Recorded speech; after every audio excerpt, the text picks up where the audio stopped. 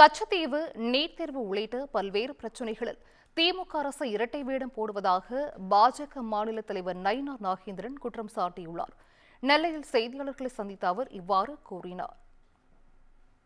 பழைய வரைபடத்துல கச்சத்தீவு இலங்கையோட வரைபடத்துல கிடையவே கிடையாது.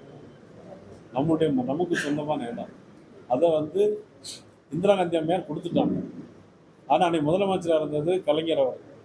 ஆனால் நீ துரைமுருகன் சட்டமன்றத்தில் என்ன சொல்கிறாங்க அப்படின்னா, எங்களுக்கு தெரியாது, கொடுத்துட்டாங்க.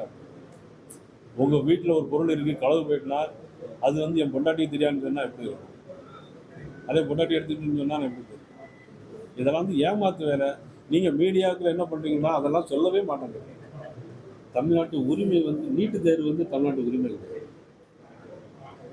நம்ம தமிழ் பாதிக்கப்படுது, தமிழக மக்கள் பாதிக்கப்படுகிறார்கள் அப்படின்னு சொன்ன இது நமக்கு மட்டும் இல்லை, அகில இந்திய அளவில் எல்லா மாநிலமும் சேர்த்தா எல்லா மாநிலத்தையும் ஒத்துக்கிறோம். நாங்கள் மட்டும் ஒத்துவிட மாட்டாங்க.